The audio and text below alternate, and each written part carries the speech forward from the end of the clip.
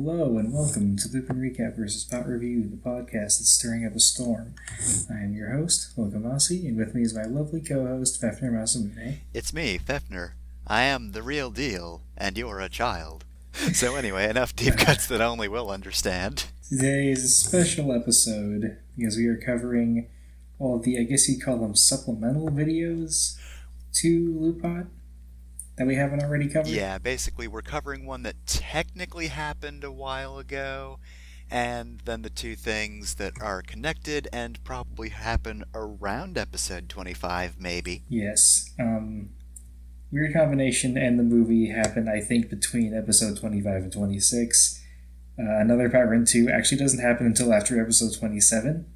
I made a mistake. So it's later. But we watched it anyways. It doesn't really matter that much. For some reason, I thought it was like episode 21.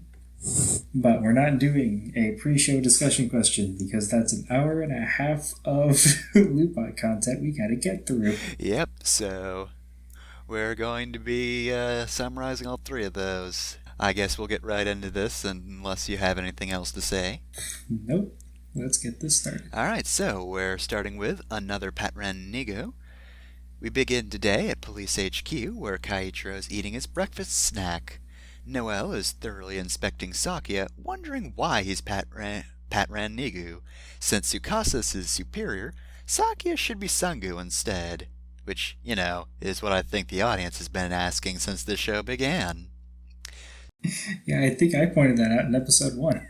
Sakia says it's a long story, but he's interrupted by the Ganglar alerts. Elsewhere, the city is exploding. A cockatrice Ganglar is walking along, talking about how much he likes destruction. When the cops come along, Kaichiro recognizes him as Zonik Lee. Arsene Chikon also seems to recognize the cops as well, but can't quite place why. They kaisatsu change, but Chikon doesn't seem impressed. During the battle, an overly aggressive Ichigo orders Nigu to fall back, causing Nigu to get the snot kicked out of him. It's not great. Ichigo then charges straight in, and X tells him to fight smarter. Kaito changes and moves in to take Chikon's treasure. Except Ichigo sloppily kicks him in the back once he takes the device out, and when he turns to yell Ichigo, Chikon gets in a shot that damages X's unlocker. Whoops. Chikon realizes where he's last seen the cops and tells them that they're still useless as ever. This angers Ichigo further, and he charges in. Chikon taunts the group, then beats Kaichiro up real quick before deciding they're not worthwhile. The Pat Rangers watch him get away, and Ichigo pounds the ground in anger. Later in the day, Noel looks over his unlocker, worried that he can't open safes while it's damaged. Sakia laments that he didn't give Kaichiro backup, but Tsukasa assures him it's Kaichiro's fault for losing his cool. Noel asks why Kaichiro knew the Ganglar, and Tsukasa tells him that they have history with him. Elsewhere, the Juror Trio are making their mandatory appearance for the episode as they're carrying groceries home. Kairi sees Kaichiro and moves in to fuck with him, but Kaichiro stands up and shouts out of nowhere, so even Kairi realizes that he should just leave him alone. Kaichiro takes out a music player and starts listening to classical music through earbuds as he tries to calm himself. Yeah, I think we should point out this is not Lupin Ranger versus Pat Ranger. This is Pat Ranger featuring Lupin Ranger. And even that's kind of a stretch. Pat Ranger, Lupin Rangers are also there. Not in Lupin Ranger form. We then go back to Police HQ, where we actually start the flashback. Tsukasa tells Noel the story of Sakia's predecessor, Shinonome Satoru. He was the original Nigu, and we see him enter the room just after that one scene where Kaichiro tells Tsukasa about the responsibility of the global police. You remember that one, right? Last time Kaichiro was angry. Yeah, I was just off screen the whole time. Hey everybody, I'm here at work. My motives are complex. God. Kaichiro tells Satoru not to listen to music while he's on duty, but doesn't otherwise give him any long-lasting life lessons. I can see who the favorite here is. We then get a scene of the cops fighting a group of Podamen, And since this was the point before they had the Pat Ranger equipment, the Podamen are actually threatening. Normal-ass guns have no effect on them, and Tsukasa has to escort a civilian out of the scene. Yeah, there are two things really weird about this scene. First, Podamen are effective. What? Second, Keiichiro with a gun. Yeah, just a normal gun. Tsukasa with a gun, I totally believe. That makes sense. Keiichiro, completely out of left field. At least Saki isn't here, otherwise that would just be frickin' whiplash. Although I think I did point out in the first episode, Saki burst into the casino with a shotgun. God, I forgot about that, and that's weird. As Keiichiro starts to get overwhelmed, Satoru drives in backwards with the door open, and Keiichiro gets in without the car needing to stop. It's pretty dang impressive for cops that aren't rangers. They can't fight Podamen, but they can do this. There's some choreography in this special that is just... I don't want to say it's better, but it's not the same as any of the choreography we've seen up to this point. Yeah, I'd expect something like this from the Juror trio, maybe with slightly more backflipping, but this is unusual. Back at Police HQ, Keiichiro is mad, but Satoru mentions that they managed 0 casualties. Keiichiro knows this, but he also knows that people will still get hurt if they can't defeat Ganglars, or, Podamen in this situation. Satoru tells him to listen to some music to calm down, but Keiichiro just swats his player right out of his hand. Tsukasa tries to mediate, but Satoru leaves the room and Keiichiro goes back to being mad. In the hall, Tsukasa asks Satoru if he's okay, but Satoru says that while being serious is Keiichiro's forte, it can also be his weakness. We cut to an abandoned factory where the cops are searching for a Ganglar, and they find him. Unfortunately, it's Sonic Lee, who is as unimpressed as he will be in the future. Chikon is unfazed by all of their attacks, even the one where Keiichiro just wails on him with a pipe. Chikon then starts going wild with his power, which Satoru quickly realizes is a sound-based attack. As Chikon grasps Keiichiro by the throat, Satoru puts in his earbuds and charges at Chikon, who's as surprised that his sound attacks aren't working. Satoru pushes Chikon a mile away, which really pisses him off. He uses his sound waves on the ceiling, and the roof collapses. Satoru manages to push Keiichiro and Tsukasa out of the way, but he's buried under the rubble. As the two survivors realize what happened, they panic and try to pry the debris off of their partner's body. And the first half of the episode ends here. The next episode begins with the cops at the hospital. Satoru managed to survive, but Keiichiro is devastated. Tsukasa tells Keiichiro that Satoru was right, and Keiichiro would lose his sense of self if he became too serious. He also thought it was his duty as Nigu to be there to support him. Satoru wishes that Keiichiro could calm himself by listening to music, and after we move from the second flashback back into the first, Tsukasa hands him a music player and walks away, telling Keiichiro to stop beating himself up. Keiichiro stands and observes Satoru in his bed, and then the flashback ends. Tsukasa tells Noelle that Satoru did manage to pull through, but he was transferred to the HQ in France. So, I guess Noelle might have seen him? Who knows? Would it have been great if, it just cut to Noelle being a dick to Satoru? And then Noelle was just like, yeah, I never met him. Yep, first I've heard him. Completely unfamiliar. Afterwards, Sakia was appointed to replace him. And so, because Tsukasa couldn't be bothered being the person to keep Keiichiro in check, Sakia ended up keeping the title of Nigu. Back at the park, Keiichiro has managed to remain calm thanks to his music, even when he's interrupted by a passing basketball. He realizes that he hadn't heard a group of kids come in to play said basketball, and he suddenly has an epiphany. Back at HQ, Jim alerts the group of Chikon's reappearance. Sakia says he has an idea of how to handle him, and everybody rushes off, except Noelle, who stays and dwells on what he should do. Elsewhere, people are fleeing in panic as Chikon is just kinda walking after them, being menacing. Nigu and Sangu rush in with headphones on, as and as Chakon tries to use his ability, both Rangers are unaffected. They can't really hear one another either, but these things happen sometimes. But Nigu makes the mistake of taunting Chakon, telling him that his Soundwave attack is useless.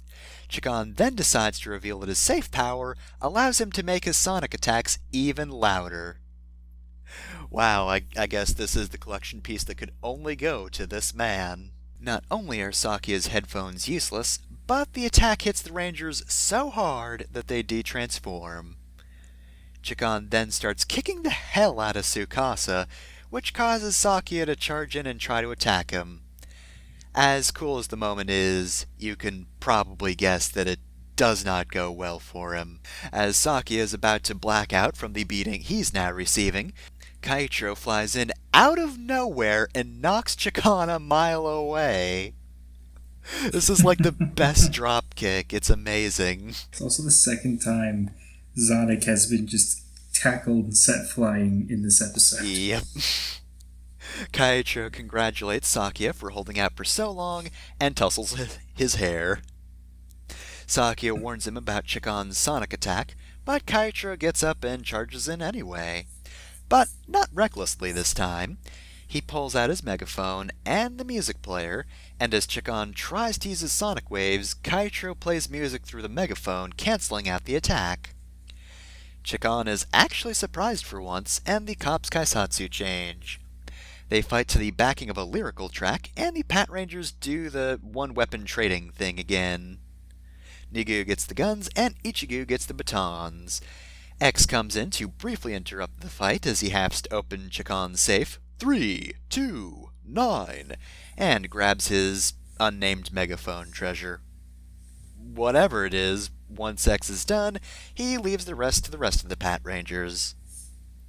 And so, the Pat Rangers kill the hell out of Chakon with an absolute slash. With their old enemy defeated, Ichigo thanks Nigu for his support. At Jor, we get the second part of the episode's mandatory appearance of the Jor trio. Noel hands Kairi a box, which contains the cyclone he used to open Chakon's safe, as well as the new treasure. At one of the tables, Saki is reenacting Kaichiro's praise to Umika, who is as receptive as always, which is to say, she'd rather be anywhere but here. At the counter, Tuma asks a man if he'd like a coffee refill, but he says no. The man smiles and glances partway back and tells Tuma that he's fine with the way things are. He pays the man, who has no context as to why he's being so overdramatic about a coffee refill, and we hear classical music start to play as he stands up. Sakia doesn't notice as Satoru takes one last look at the scene and closes the door to Jor as he leaves. And that's the end of Pat Ranger Nigu. I just want to carry walk up to Tuma like, what did you say to that guy? I just asked if you want a coffee. I don't know what he's doing. It's weird. I don't get it.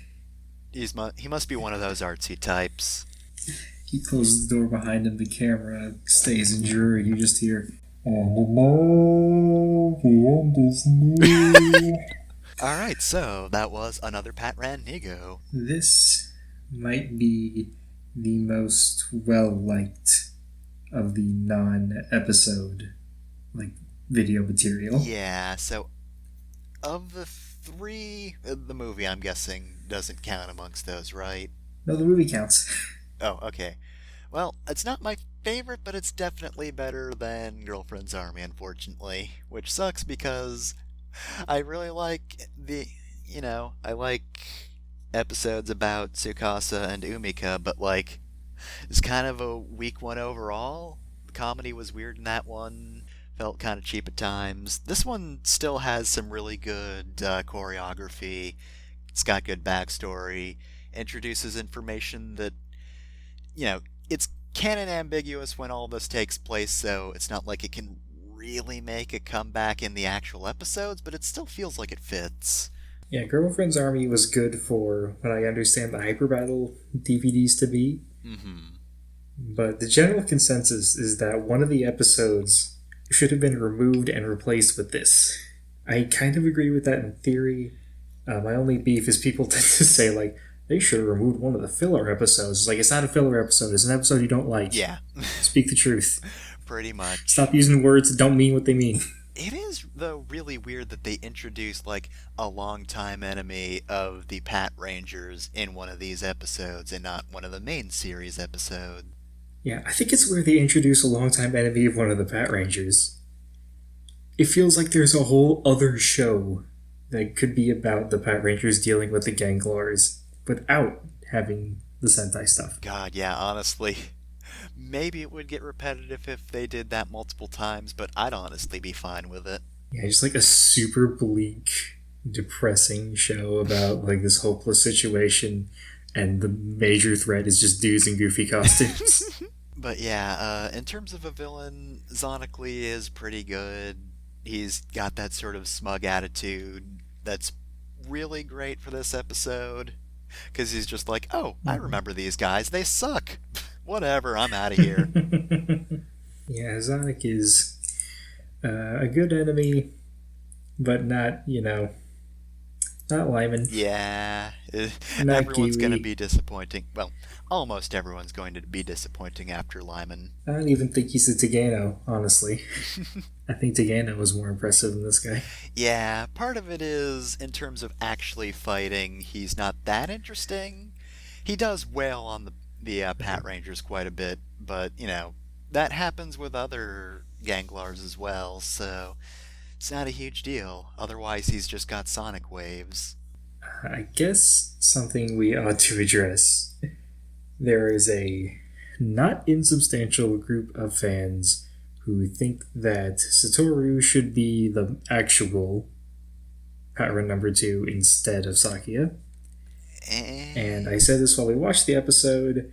I don't think that would work, because then Keiichiro would just have 2 Tsukasas instead of a Tsukasa and a Sakia. Like, that would just be the same dynamic. Yeah, it helps his character development more to have one person who knows better than him and one person who doesn't. Yeah, because he's being, it's, the logic to giving a child a pet. Yeah. It's so that they learn to be responsible for something else. It does make sense, though. Sakia reins in Keiichiro by being that subordinate that Keiichiro kind of has to look after to a certain extent. Sakia can do his own thing, but... Yeah, and I don't remember how often I touch upon it, but I do really like the moments between Keiichiro and Sakia. Yeah. I think I actually called out every little moment I like. Yeah, remember except for the tussling the hair in this one, because you already called it out. Yeah, but I remember early on, episode 3 it was?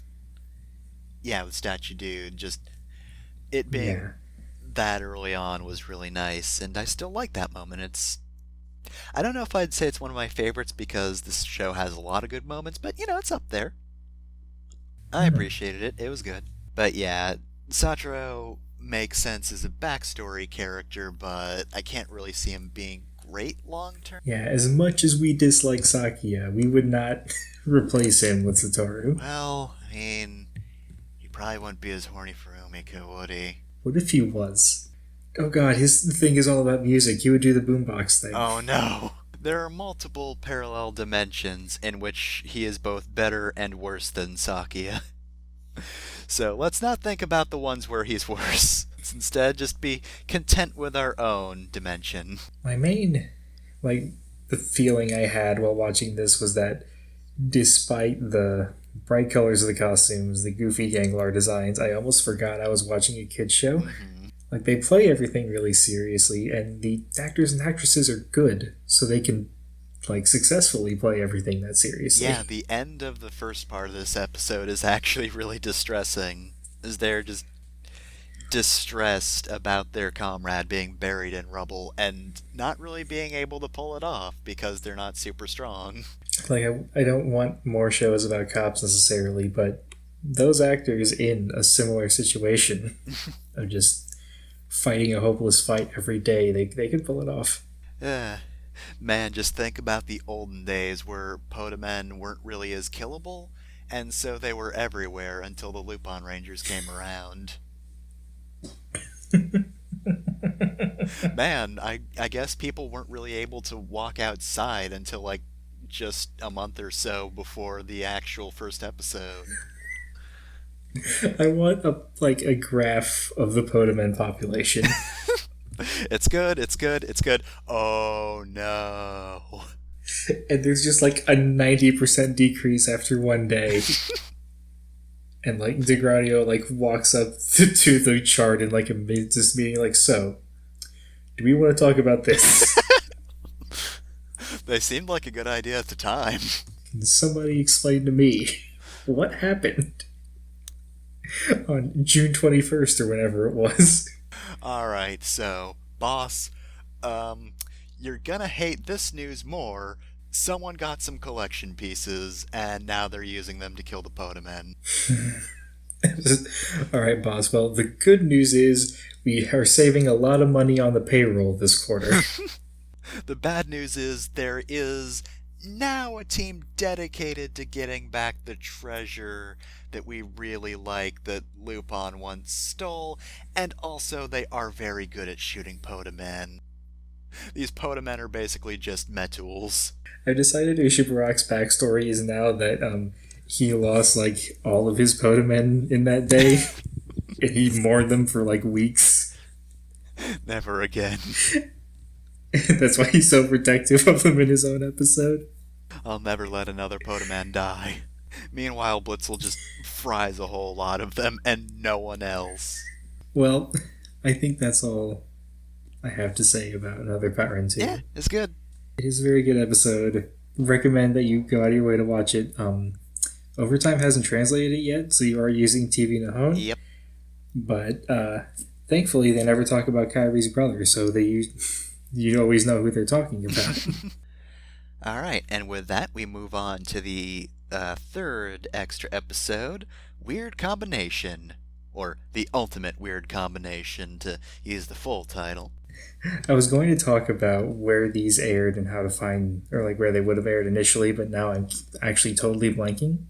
Mm-hmm. I think the Another Pattern 2 aired on like a different channel, but it aired on like terrestrial broadcasts.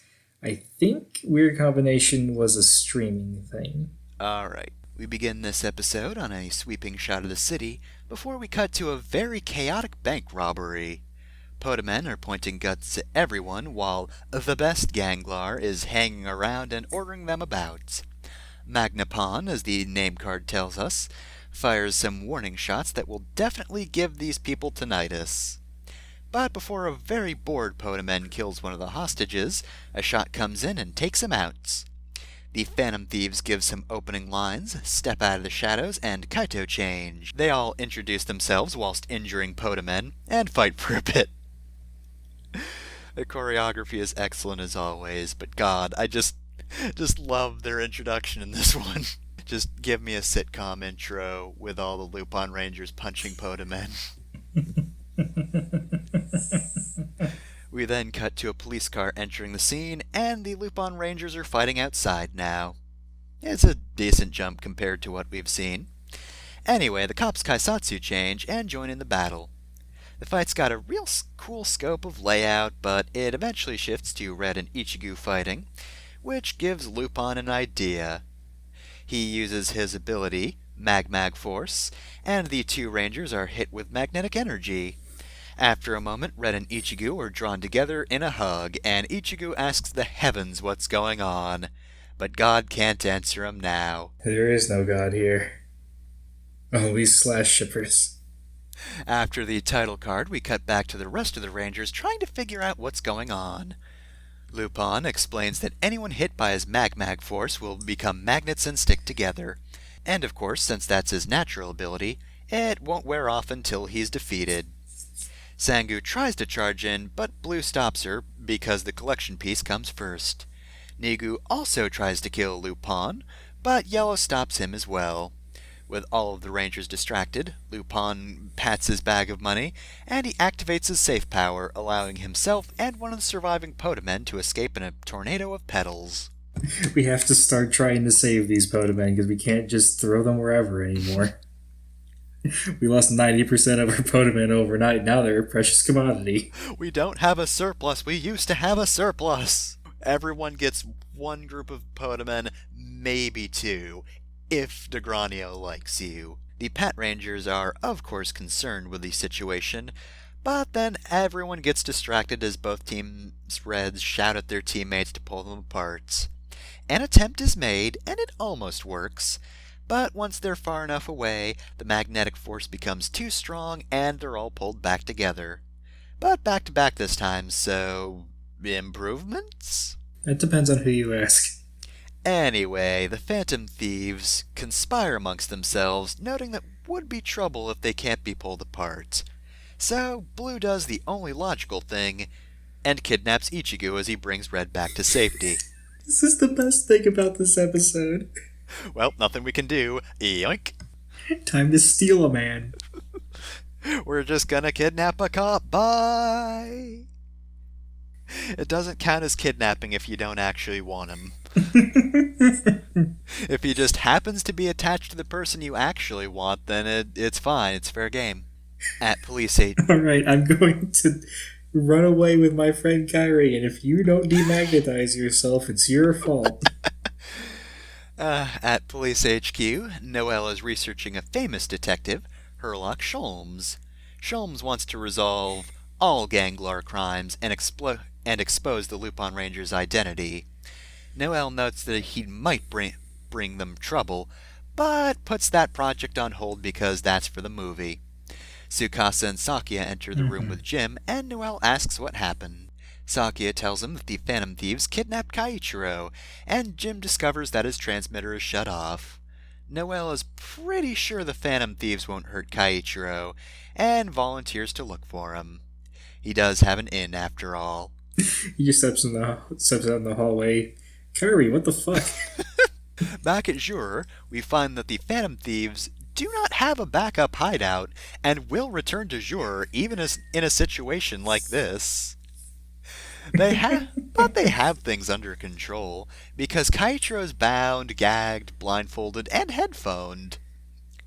Umika doesn't think it was a good idea to bring Kaiichiro to Jure, but it's fine. Everything's good.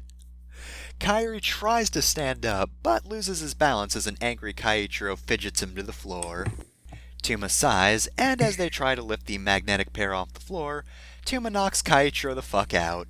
He then picks up Kogure's letter and notes that they should know where Pawn is consolidating his cash. Kairi attempts to leave, but an unconscious Kaiichiro drags him down. So Umika and Tuma leave on their own. We then cut to Hell, where the usual suspects are discussing Pawn. He's following the instructions of Wilson, which is one hell of a Ganglar name to hear out of the blue. Yeah, there's like zero introduction, and they talk about him like you'd already know who he was. Anyway, it's Wilson. You remember Wilson, right? Ghosh asks what Wilson is up to, which would be nice to know because I don't even know who Wilson is. But we don't get an answer. Instead, we go back to Jure, where Kaiichiro manages to remove his gag out of sheer rage. Kairi panics as Kaiichiro attempts to shout for help. Kairi cannot get him to stop shouting, because that's Kaiichiro's thing, and also he bites. So, Kairi forces himself up and drags himself out of the restaurant. And the scene cuts before they get through the door, so the viewer doesn't have to question how Kaiichiro doesn't hear the bell. I still like your joke when we were watching the episode of, I recognize the smell of Toma's cooking anywhere. I don't know why we're at Jure, but I know my good friend Kairi will help me out. Elsewhere, Blue and Yellow are observing a warehouse. Blue notes that it looks like a place you'd find a Ganglar, and Noelle approaches them from behind. He asks them what happened, and Blue tells him that Kaiichiro is with Kairi at Jure. Noelle is worried, because he can't tell that to Tsukasa and Sakia. But Yellow tells Noelle to leave it to them, and they leave. Noelle remains and ponders what he can do to prevent the cops from losing their faith in him. Elsewhere in town, Kairi has managed to get some distance from Jure, having made it to an alleyway before collapsing. Which is good, because Kaiichiro is unable to do the rest of his bonds and immediately tries to figure out where he is.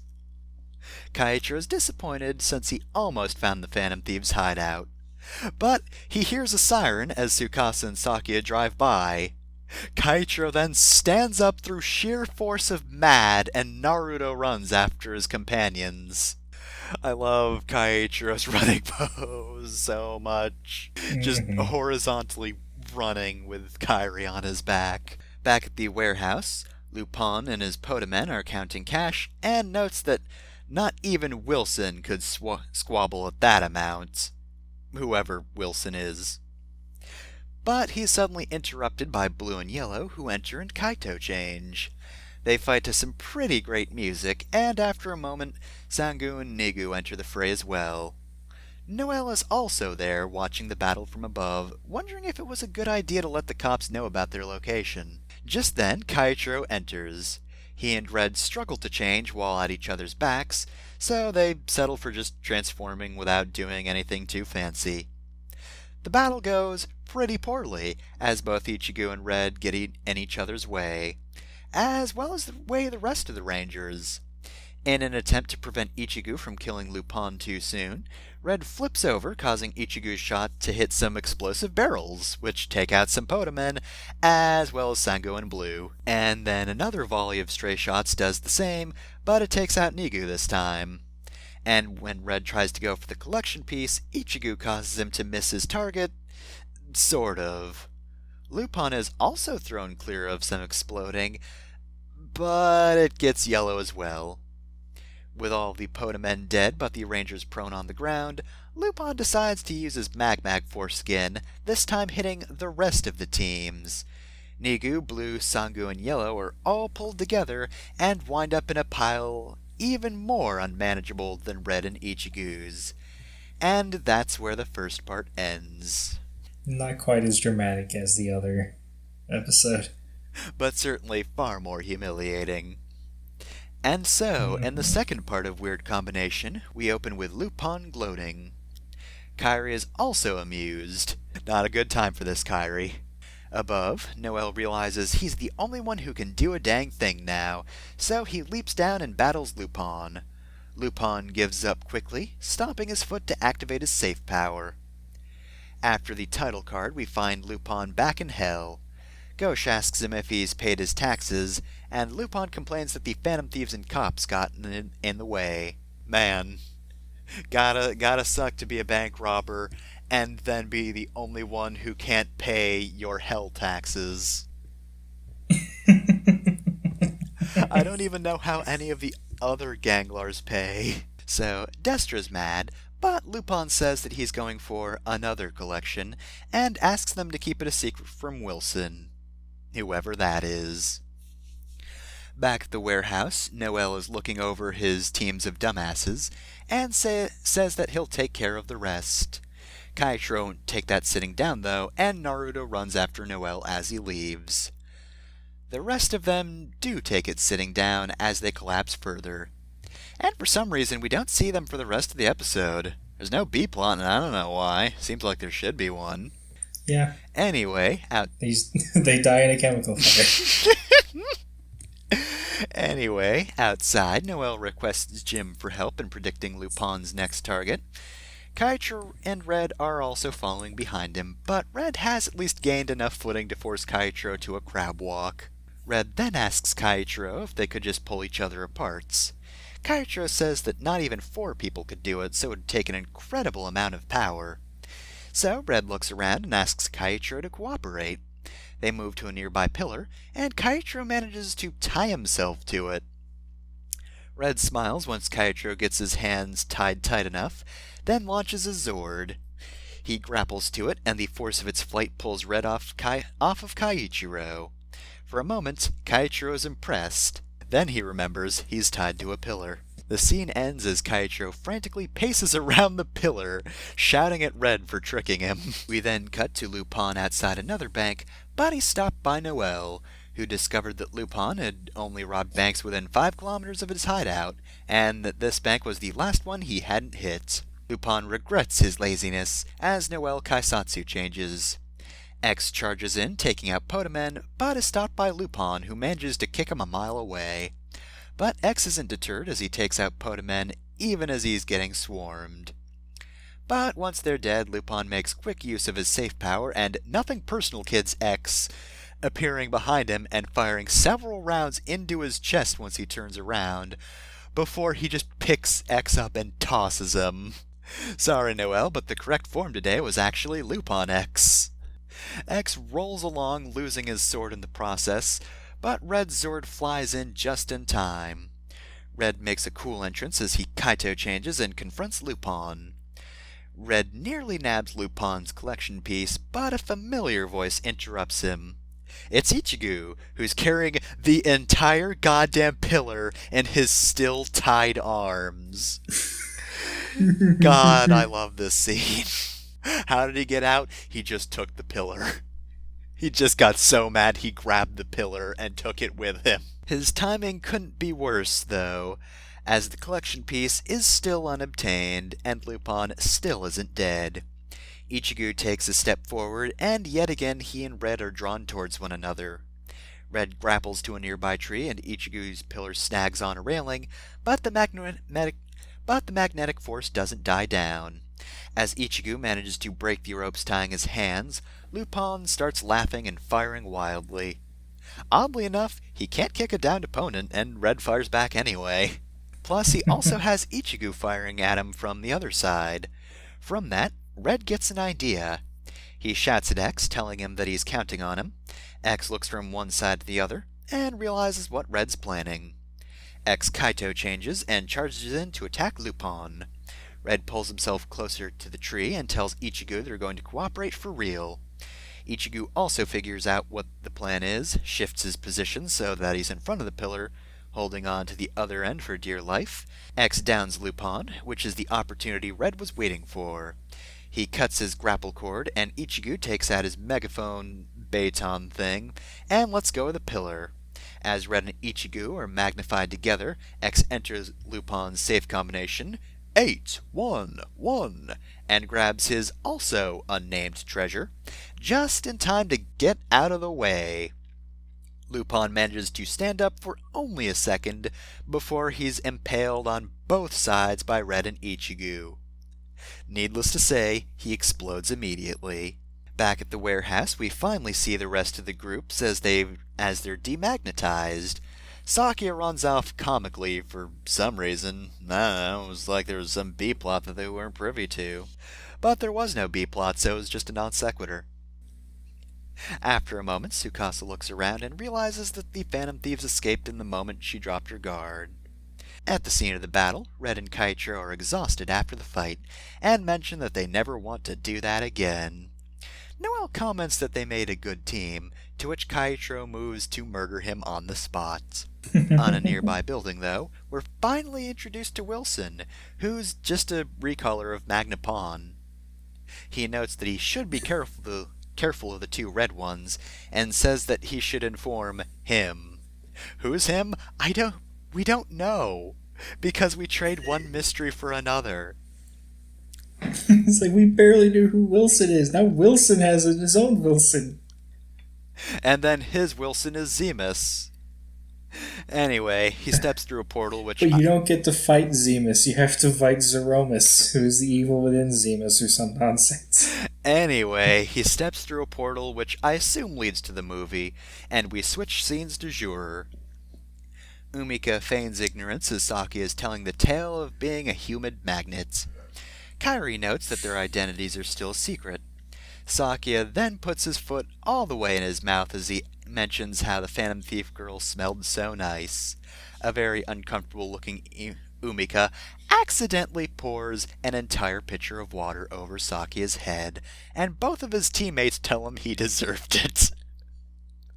The episode ends with Kaitro either trying to dry off Sakia or trying to smother him, and Tsukasa either helping him or trying to stop him.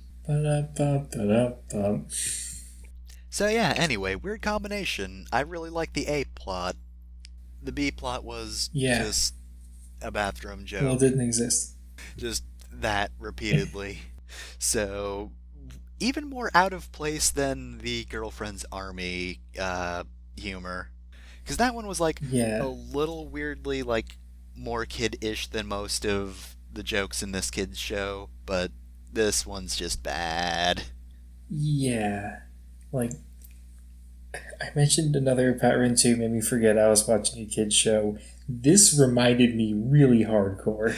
Yeah, which is a shame because, again, the A plot is excellent. It is. It very much leads into the movie. And in fact, a lot of points it's kind of just like, intriguing. How will this play out in Lupin versus Pat Ranger the movie? You'll have to watch to find out. Yeah, I think this might be the funniest episode. Mm-hmm. At the very least, it's the most comedic episode. They want it to be the funniest episode. Yeah, and sometimes they succeed. Yeah, there are a lot of really funny jokes in it. They just don't all land. And the thing about humor is that a joke that doesn't land makes all the other jokes worse. Yeah, I do not want to forget about Ichigo tearing out a pillar to get to the scene of the battle. Everything with Sakia's antics, though, better off without. I do wish Ichigo had managed to, like, smack Red with that pillar. Just once. Yeah, maybe after the battle. He can clearly lift it. He needs to start doing this. Just pick up the biggest object you can find and just slam it into Red. I remember the Sundowner fight from Metal Gear Rising. Ichigo just yells, "Kaito, I'll be back!" and leaps away. And they're like, alright, well, that was weird. Then he leaps back and he's holding, like, an I-beam. But, alright, well, I guess there is almost nothing to talk about with this one. I like Wilson. Not Wilson, Magnapon. He's funny. I like his attitude. Doesn't do a lot of fighting, though. He kind of hangs back more than you'd think he would.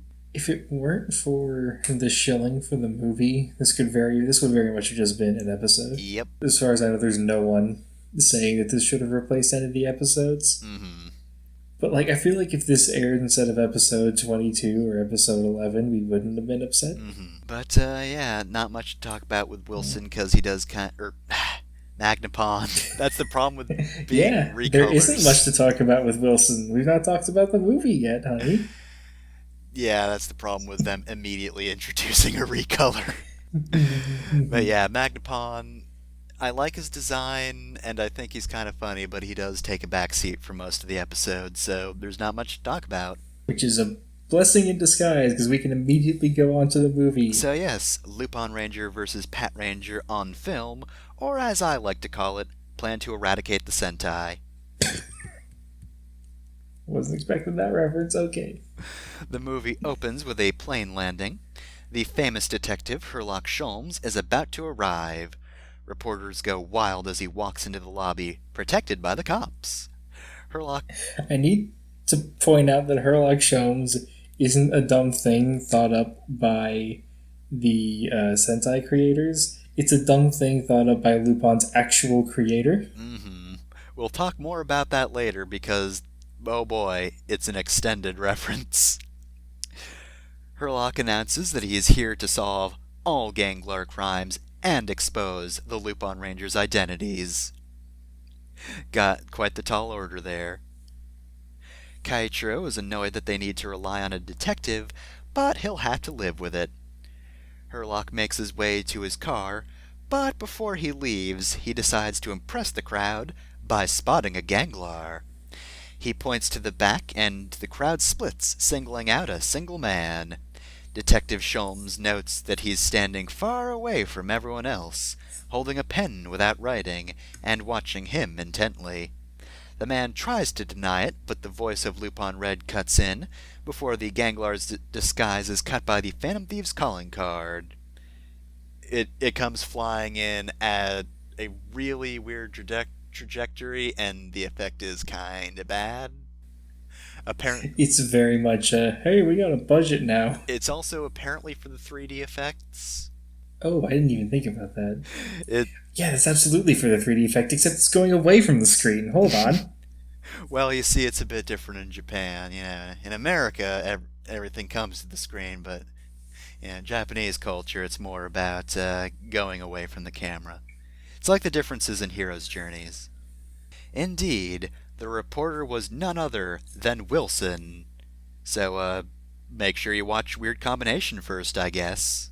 Otherwise, you'll be just as confused about the identity of Wilson.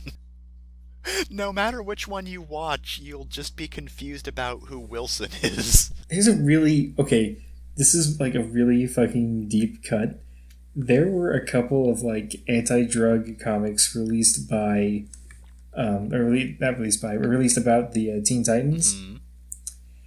Except, for whatever reason, like the publishing company was a competitor with Nabisco, and Nabisco had the rights to use Robin. What? So they couldn't put Robin in these comics, so he was replaced with a completely different character called the Guardian, and everyone just acted like he was Robin. And this is sort of what Wilson feels like. It feels like he's supposed to be like Zamigo or Dextra or Gauche. Why did Nabisco own Robin? That's what I'm thinking. It's like for publishing in very specific context, because obviously they can still make comics about Robin. They just couldn't publish these particular comics for whatever reason. I think the company that produced the comics was a competitor of Nabisco, and that like set off the trademark. It's like if you license Robin to, I don't know, the cookie companies. If you license Robin to Hawk Pepsi, you don't want to also license him to Hawk Coke. So Pepsi would put something in the contract saying, like, Robin only hawks Pepsi. So I think that was what happened. Okay. God. This is too much of a digression. I hate brands. for the point I'm trying to make. So anyway, brands are the worst, so we're gonna talk about the Phantom Thieves that are stirring up a storm as they coolly walk in, and a fight breaks out between them, some Podamen, and the Pat Rangers. The Pat Rangers kaisatsu change all at once in the middle of the fight, and Lupin Red fires at the screen, which causes the title card to appear. And after that, we get a really cool fight for the intro sequence, and it's set to the main theme.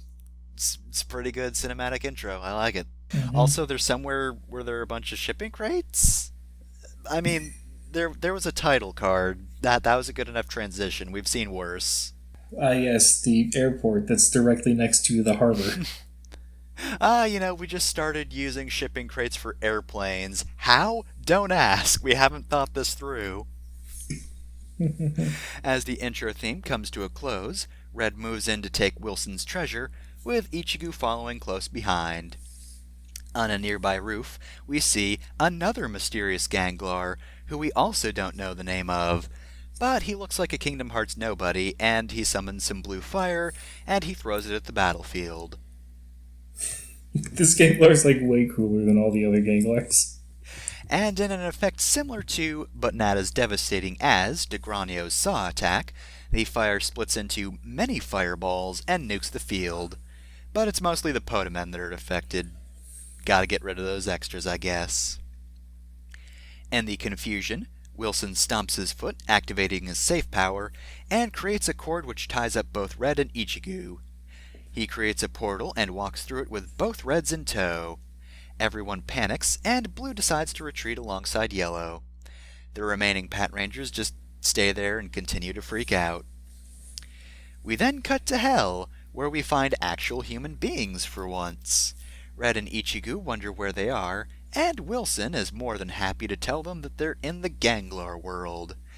And as if that wasn't bad enough that Reds are still tied up and facing a Ganglar, they're then flanked by both Gauche and Destra, who are also here to finally just straight up murder both teams' leaders.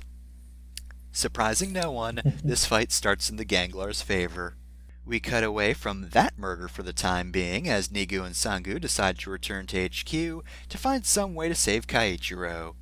On the roof, Ganglar Hearts prepares another fireball, but it's shot by Noel, who's finally decided to show up in this movie. He reminds this new face that there's another person who can fight Ganglars. Him. It's him. He's on the poster twice, of course he's going to be here. So, he kaisatsu changes and puts up a good fight against Ganglar Hearts, even cutting an explosive fireball in half. X then Kaito changes to take the collection piece, and then, as Noel is about to reveal this Ganglar's true identity while opening his safe, The new guy's safe power activates before he can actually take it. Gangler Hearts then casts Meteor, which X is horrified to see. He's flung off the roof in a gigantic explosion, never to be seen again. So one thing you need to know about this movie is it does love explosions, and also, yeah, just he's on the poster twice, immediately gets wrecked by Meteor. This movie has a budget and wants you to know that it has a budget. You just hear somebody screaming budget as the meteors drop from the sky. I don't want to oversell how good the effects look. It's more that they felt that they could put them in to begin with. Yeah. And also... because the show would have never done this. Yeah, and also I just adore this moment of oh, I wonder what his collection power is, and then meteors just start falling onto this roof, killing Noelle instantly. We then go from one murder to another as our resident Reds have not managed to gain any ground against their opponents, and in fact have gotten beaten back pretty badly. Right to the edge of a cliff. Red argues that they need to work together, and Ichigo doesn't want to. But Red insists that he won't be able to protect anyone if they die here, which, yeah, probably want to keep that in mind, Ichigo. But before they can come to an agreement, the Gangler trio approaches, all of them charging big attacks. They might not get any fancy finisher attack names, but they do get a giant explosion which leaves patches of fire scattered about the edge of a cliff once it clears. Satisfied at their ironic victory, they all leave to go tell Degranio the good news. But as we zoom out, we see that the Rangers were not, in fact, turned into piles of fire like so many Ganglars before them, and instead a cord's attached to a stump. Both Sentai have de-transformed, but Red managed to use his grappling hook at the last second, making it look like they exploded, without letting either himself or Kaichiro fall to the forest below. A barely conscious Kaichiro wipes some blood off his face, and realizes it had dripped down from Red. Not that he's not bleeding himself, but you tend to notice droplets of other people's blood falling on your face. At the police HQ, a computer displays a very succinct message that just says lost. Everybody looks sad at Kaichiro's absence, except Noelle, who's not there because he's fucking dead and nobody's wondering why he didn't come into work. Sakuya asks... This is what happens when you're the flaky weirdo, Noelle. You vanish, nobody knows you're gone. Sakuya asks if there's any way to get Kaichiro back, and Herlock, who is there in the corner, says that there might be a way. He figures that they can capture Wilson and have him open a portal. He then volunteers as bait, since Wilson is definitely trying to get him. There's no ulterior motive made obvious here by Noelle almost guessing who the mysterious Ganglar was. Back at Jur, Umika and Tuma are watching TV, where a report is saying that Herlock Sholmes will be at a museum the next day. Kogure, who apparently owns an iPad which he used to show them that report, has already figured out what the Pat Rangers are planning to do. He suggests taking advantage of that, and reminds them to get the collection piece as well. He probably leaves through the door, but we don't see that, so there's no concrete proof he did today. I want to see the hour and a half it took for Noelle to explain to Kogure how to use an iPad. No, you keep your thumb on the... No, take your glove... Oh, you somehow managed to open it with a glove on. Okay, I don't know how you did that. This thing has 4 buttons, and you still can't figure it out. Of the hour and a half hour of it's just Good Striker talking down Noelle, who's getting increasingly upset. Just in a corner. Mad. I'm this close to flipping Good Striker. This close. Then he literally flips. Back in hell, Kaichiro's in disbelief over being saved by Red. He also wonders why Red's not on guard, since he could just run over and tear off his mask. But Red knows that a policeman like him wouldn't pull a dirty trick like that. Please don't make that assumption at home, kids. Don't trust real cops. After a brief flashback, Kaichiro surmises that Red's also after something, which he could only fulfill by becoming a phantom thief. Red takes a significant pause, before saying that it's all he has now. Kaitro looks stunned, but Red just laughs and asks if he's going to let him go. Like Tsukasa, Kaitro says no, does not humor him at all. But he does agree to a truce until they get out of hell. Suddenly, there's a rustling in the bushes. Red and Ichigo take out their guns and prepare to fire, but out from the bushes comes... Good Striker? No, it's a Good Striker-like object, but this guy's red and gold. Red and Kaitro are confused, and our new friend introduces himself as Jackpot Striker, who calls himself Good Striker's comrade. Jackpot Striker is so weird. Yeah, I hope you like him for this single episode he's going to be in. Apparently, he is... Hello, comrades. It is I, Communist Good Striker. Good Striker and the cooler Good Striker. Apparently, Jackpot escaped Degrania's mansion, but couldn't reach the human world. Acting on instinct, Kaitro grabs Jackpot as he would Goody and asks him to tell them more. But enough about that. We cut to the museum, where Herlock and the cops are. All the cops minus Kaitro and Noelle, anyway. A calling card flies in, silently, somehow? And Tsukasa catches it. She shows it to Sakia, who almost shouts out loud, before Tsukasa covers his mouth. On the other side of the room, Yellow claps. She is here for any and all instances of Sakia getting owned, no matter how small. Back in Hell, Red and Ichigo approach the walls of Degrania's mansion. Jackpot has also come up with the idea to use Wilson's portal to change to a different world, but it's probably more efficient on this end. More risky, though. Kaitro is worried that this counts as breaking and entering, but Red reminds him that he's a cop. I mean, this is kind of the mansion of a crime boss. And it's Hell, so I don't think you even need a warrant to raid it. There's no laws in Hell. Look, you're allowed to just charge in and arrest all the ganglars. The problem is actually doing that. There is no SWAT team good enough to take down Degranio. Inside, Red and Ichigo manage to pull off the most ridiculous stealth kills on some Potamen, so they don't alert the entire mansion with their cool moves. As long as you take out a Potaman quick enough, the rest can't find you. That's how all stealth games work. They find Wilson and follow him to Degranio's dining room. Wilson gives the report that Red and Kaitro are definitely dead now, and that Herlock will be getting rid of the other 4 humans as well. Gasp! Herlock Sholmes was evil all along, and the only one who knew is Noelle, who can't warn the others because he's fucking dead now. Destra then fires at the wall where Red and Kaitro are hiding, forcing them out into the open. Degranio then sasses Destra, and only Destra, about the supposedly dead cop and phantom thief being in the room. But Destra's not worried, because it's still him and Ghosh against 2 people far weaker than just one of them. He tells Wilson to go assist Herlock, and Ghosh blocks Red and Ichigo from following him. She and Destra then open fire, and milliseconds before Red and Kaitro fucking die, we cut to Wilson entering the museum. He pretends to go after Herlock, but is stopped by the cops. He's then caught in a pincer between them and the Phantom Thieves, which would be advantageous if a backstab weren't about to happen.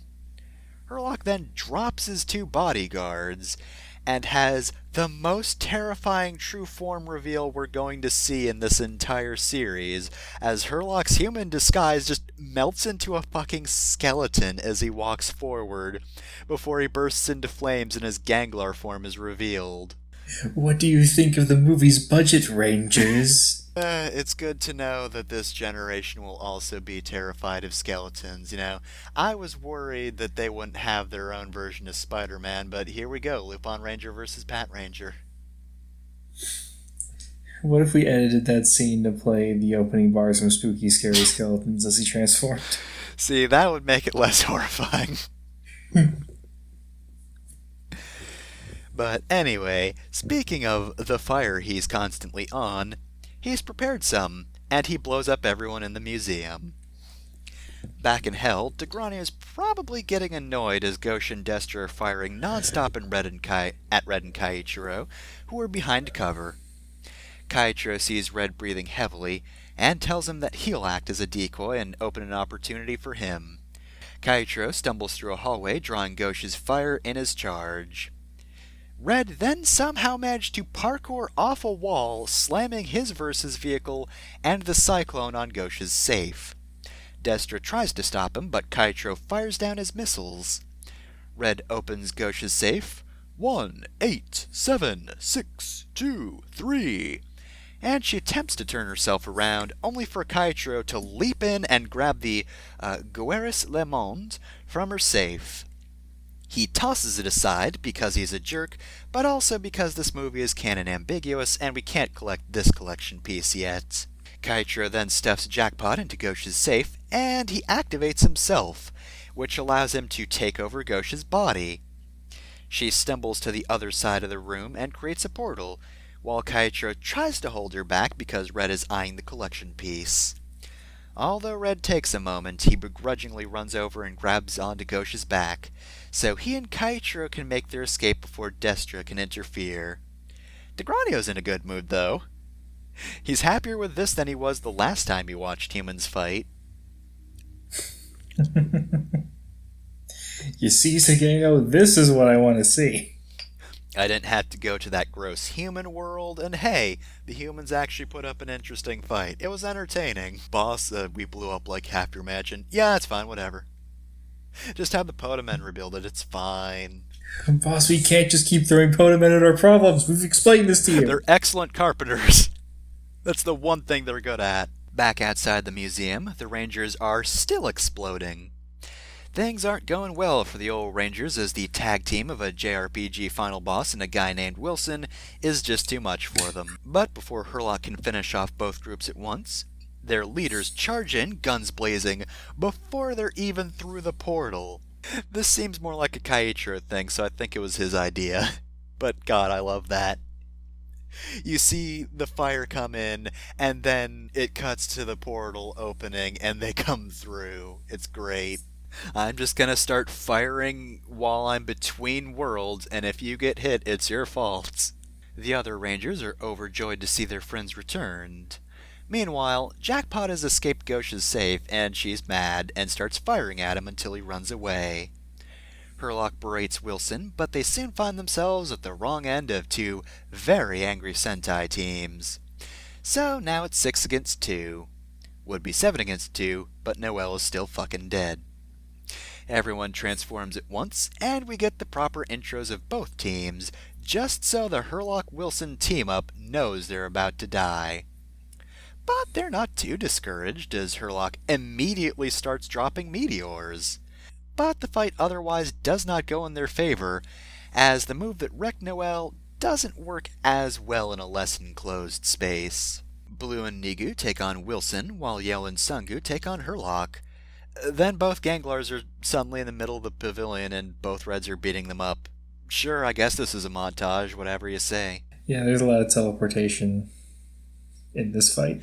Yellow opens Wilson's safe, 6, 1, 8, and grabs the Bienvenue dans la jungle, while Blue opens Herlock's safe, 8, 1, 2, and steals the Meteorite Osei. The Ganglars try for one last attack, but they're blocked by scissors. Ichigo then gets the honor of throwing the boomerang, and it just completely wrecks them. Good Striker then wanders in, and Jackpot Striker comes in to greet him. And they're adorable because they nuzzle. The Pat Rangers beckon for Good Striker and activate Pat Ranger Yugo. Red decides to call for Jackpot, whose combination is, of course, 7, 7, 7. But Jackie doesn't know what their special move is, so instead of Red getting clones, all 3 Lupin Rangers are combined into the Lupin Tricolor. Not being used to this trick, Tricolor needs a moment to get adjusted, while Yugo looks on with understanding. But they get used to it fast enough, probably because they can't see their terrible color coordination, and prepare their special attack alongside Yugo. The 2 Ganglars are hit with 1 Stealing Strike and 1 one-hit strike, and they explode. Violently. And painfully. But this isn't one of the special episodes, so Ghosh is actually here to bring them both back. Herlock and Wilson immediately get to work shrouding the city in darkness, which is a thing they can do, I guess. For once, we also see a giant Ganglar take a swipe at the normal-sized Rangers. Ichigo once again grabs Goody, while Red takes Jackpot, and everyone activates their Zords. And for once, Kaito Gat Time and Kaisatsu Gat Time can actually be used at the same time. And we get to see the Pat Kaiser, as well as Lupin Rex. We get probably the best giant fight we'll get in the series, as the fighting is actually well choreographed. Pat Kaiser goes after Wilson, who's firing from behind a shield, and the Lupin Rex goes against Herlock, and possibly the most JRPG-looking fight yet. Lupin Rex also slashes Herlock's sword into the air and kicks it into him. That's the best move we'll see in the entire series, calling it now. Once again, the Ganglar duo tries one final combination attack, as Herlock stands behind Wilson as he creates cover, and they fire a purple laser. Part of the city explodes, so the Ganglars think they win, but it's not long before the Pat Kaiser skates out from the explosion, and the Lupin Rex flies close behind it. Lupin Rex fires a buzzsaw, which knocks Wilson off balance, and charges in sword forward. Pat Kaiser extends its baton, and does the same. Herlock and Wilson try to fire wildly, but it doesn't save them, and they're both cut to smithereens. With the battle finished, the darkness dissipates. Noel is off in the distance, lamenting the fact that he didn't get to do anything despite being the one to figure out Herlock's true identity.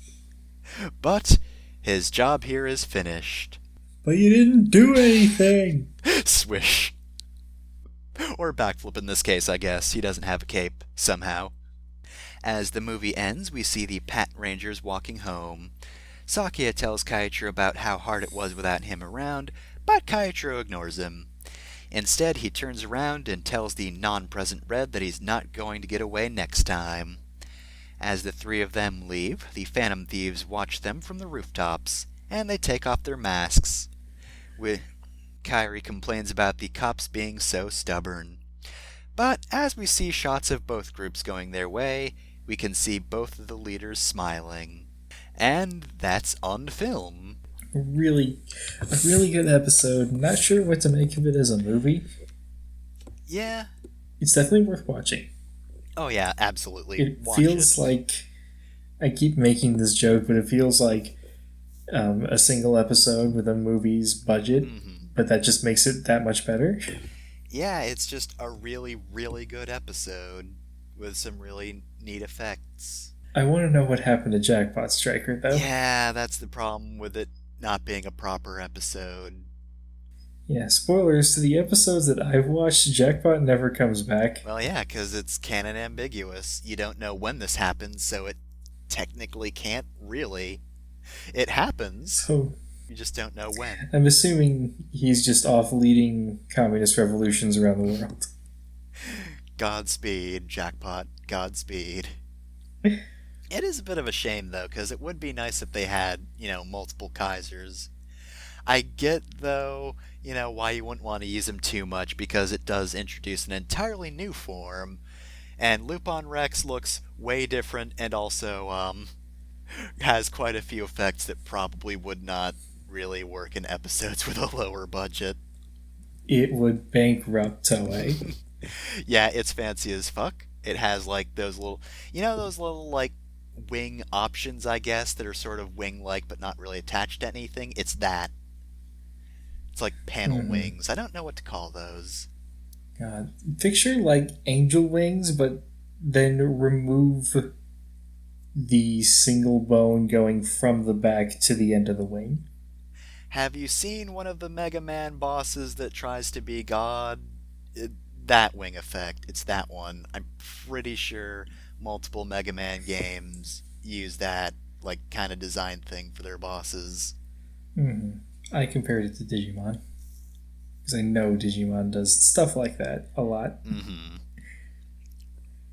Yeah, I do want to see if Jackpot would clone Ichigo That would be neat. and what like Pot Rex looks like. Yeah. Look, just give me Well, like, I concept art. I understand. want to know. Yeah, I understand they didn't want to do all that for the movie.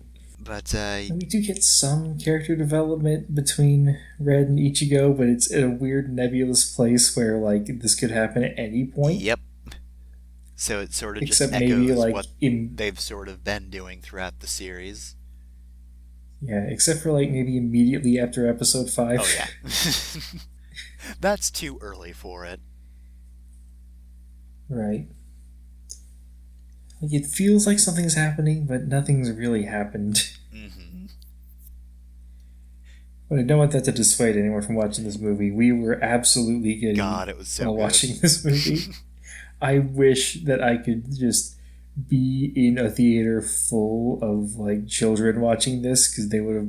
If we were losing our minds, they were losing their God. minds. So I guess we should probably talk about the Ganglars before we get too much into anything else. So you started to mention earlier that Herlock Sholmes is not just a dumb rename of Sherlock Holmes that they did for this show. Yes, it was a dumb rename of Sherlock Holmes that the Lupin author did for the original Arsène Lupin books. And not only that, apparently Wilson was, of course, the that version of Watson. So I didn't know that. really, if you've read Lupin, you knew both of these guys were bad news in the first place, but also probably a tag team. Oh my god. Though it is really And weird. Wilson the Ganglar. Wilson the Ganglar looks like a weird parody of Watson now that I think about it. Mm-hmm. Like kind of on the big side, the mustache. I don't think Watson actually has a mustache in the books, but he usually does in adaptations. So yeah, I do really like that team up. I can't quite say it's weird that they use like the actual rivals of Arsène Lupin like for the movie because it's the movie, so it's supposed to be big, but you'd think they'd use that reference for, some point later in the series. I guess it's sort of the same point I made about Sonic Lee. It's kind of weird to bring that up so early and not in the main episode order. I guess they wanted to keep the main threats in this show outside of Zamigo to be like common to both teams. Mm-hmm. A little bit impersonal for the most part.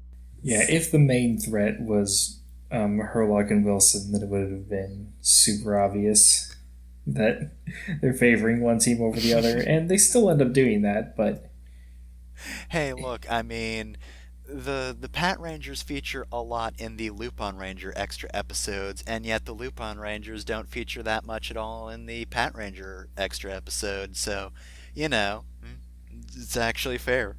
Completely balanced and fair. But anyway, yeah, honestly, they're just both really well designed Ganglars, and I like Ganglar teams in general. I don't quite think they get the same, like, what's the word? Like, they don't get as much development as Lyman and his team. Because, this might be a movie, but it's not that much longer than a normal episode, so overall, you don't really spend that much time with them. I do think it's weird. They're like, alright, so here's the Ganglar based off of Sherlock Holmes. He looks like a Final Fantasy final boss. You couldn't just put him in a Deerstalker cap or something? Just add the Deerstalker cap onto the design as it is currently. His weapon is just a giant pipe. But yeah, I think the biggest problem with them as a team would probably be the fact that, like, a lot of the time they're mysterious, which cuts into the time we could have seen their dynamic. And it's an alright dynamic, Yeah. it's the whole, like, Herlock kind of just berates Wilson all the time. But they usually work well together. And also, I do kind of wish we saw more of, like, the tactics we saw in the giant fight where Wilson's just got a shield that he uses for cover. I thought that was neat.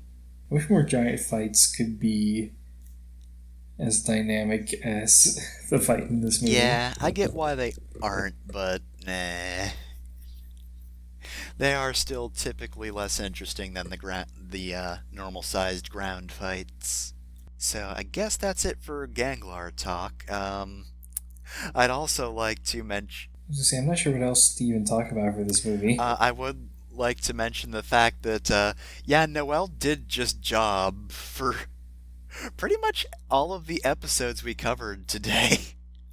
I mean, he didn't really lose at all in the another Patran Negu. He was just sort of neutral there, in and out, but He was barely in it. He was just there to prevent the police from destroying a part of the collection. yeah, but then in weird combination, he does sort of save the day, but he gets his ass kicked first, and then Red and Ichigo have to bail him out a bit. It's a really, this is some really good effort to balance out Noel and keep him from just single-handedly taking over the show, like the Green Ranger did in Power Rangers. Yeah, so I appreciate that. This is not going to become Takao Noel and his incompetent friends. Yeah, no, if anything, this actually does show really well that, like, although Noel could handle himself on his own in his introduction episode, he kind of can't when he's up against bigger guys. Turns out Sun Ganglar just sucks. Like, the changing armor is neat and all, and it is very useful, but X versus... Like, even the Podamen in Weird Combination, while they didn't actually get to him, they did force him to sort of move around a bit, dodge a lot. He had some close calls without even fighting the Ganglar directly. And then the Ganglar just kicked his ass and threw him. And then, yeah, of course, in the movie, it's just... He's there, he gets a fight against Herlock, and then immediately gets owned and is gone for the rest of the movie. And the kids who came to see him because he was on the poster twice are so disappointed. Hey, I mean, he did use both Kaisatsu and Kaito change. Spent 2.5 seconds on each form. But yeah, I guess I don't have much else to talk about with the movie. It is a bit of a shame that it wasn't a proper episode, so that, like, the character development that happened wasn't just, like, echoes of what goes on in the series and was actually a proper thing. Yeah, it's a shame that this show doesn't have the insane budget to make every episode look like this. God. Well, then they might horrify more children with Ganglar transformations, so sometimes that might be for the best. Yeah, I realize part of the charm of Sentai is how dopey the effects can look at times, but seeing them just go all in with the stuff they did for this movie just makes me want to see more episodes that look like this. Yeah, and I mean, it's not like they'd abandon everything. They still have the suits for the Ganglars. You're never not going to get the monster suits. If you want to follow us on Twitter, we are at LRVSPR. Fefner is at Fefner Masamune. If you want to email us, we can email us at LupinRecap vs PatReview@gmail.com. And we will see you in the next episode. Adieu. Adieu.